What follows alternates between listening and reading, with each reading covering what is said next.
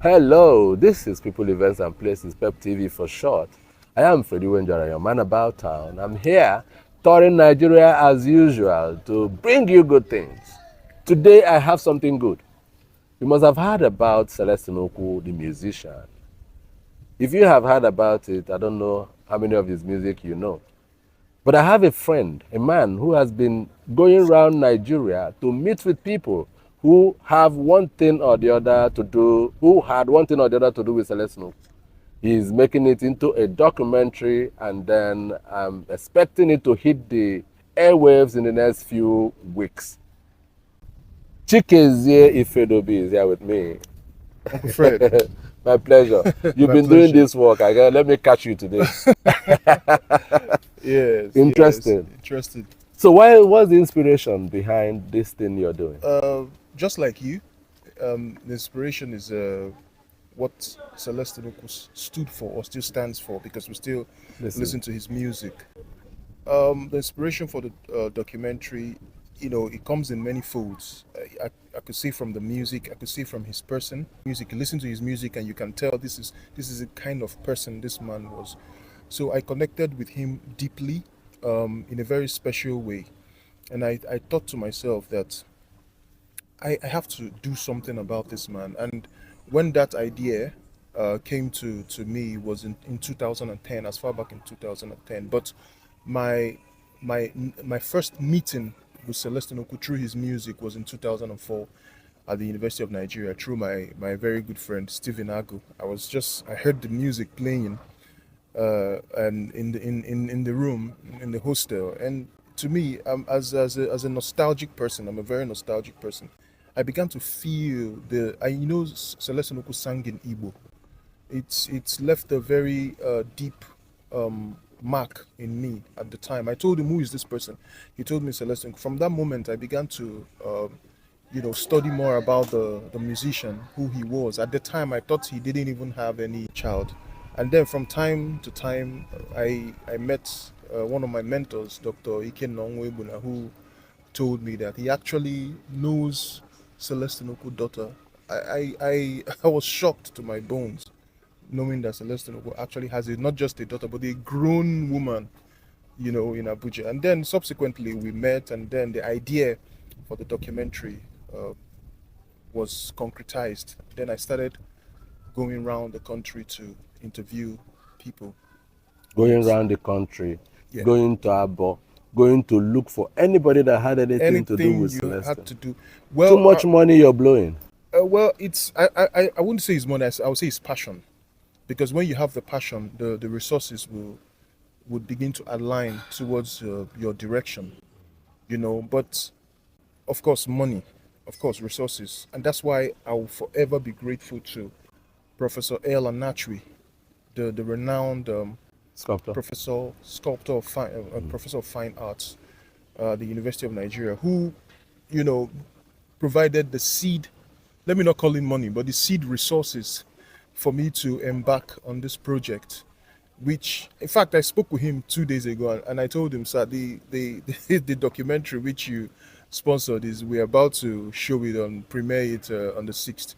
And he said, "Sorry, he can't make it. He's in Ghana, but he would love to have his writing in the brochure." Okay. Which we will definitely do. So,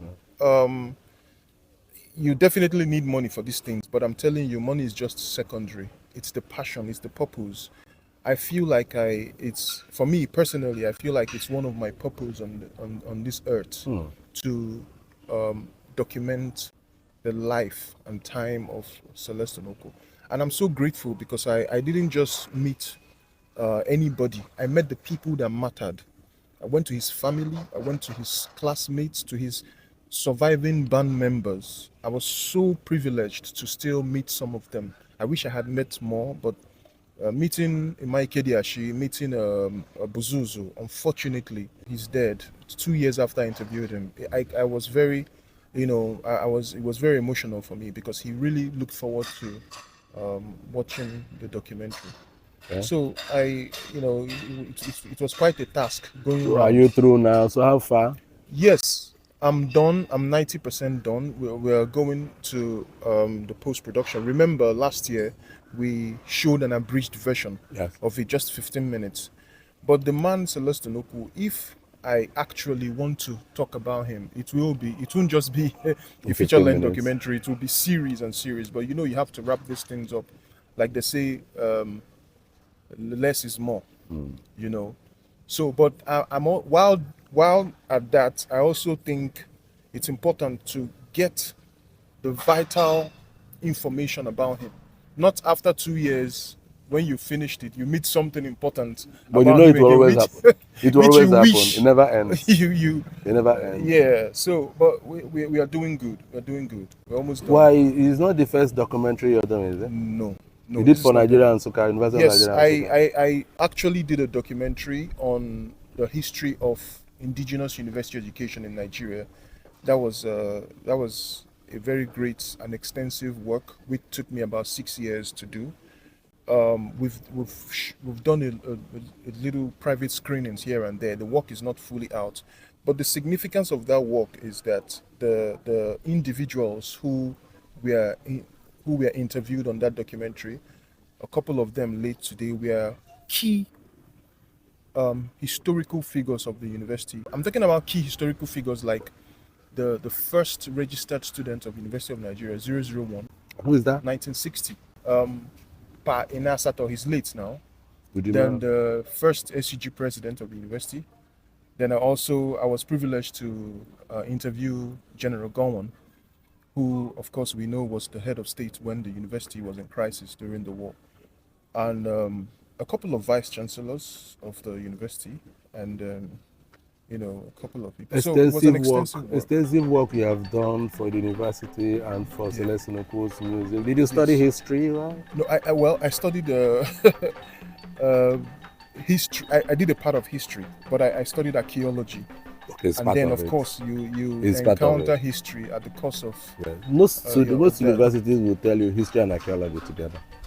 Yeah, exactly. A lot of schools will give you history and archaeology together. Yeah, they would do that. So you were talking about showing the film, showing the documentary soon. Where? Tell me about the premiere. Well, we are going to premiere it during the When Philosophy Meets Music, the Celestine Ukwu Foundation lecture. Okay. But that's not just it, because it's going to go for film festivals. Okay. I know, just like we were discussing earlier, you said there are a lot of information out there about these things, which are rumors, which over time have been made true. But this is going to correct a lot of things. True. You hear... From the horse's mouth. From the horse's mouth. Those people that play the role. Exactly. So we're not just doing it for the event. It's going to be a Celestine Ukwu documentary, like an official Celestine Ukwu documentary, which has the blessings of his daughter, Cynthia, Barrister Cynthia Ukwu. So I mean, if you can have something like that, then it means that anytime you're having an argument or Celestine Ukwu, you just watch it. Because I mean, the who is who, we're all there.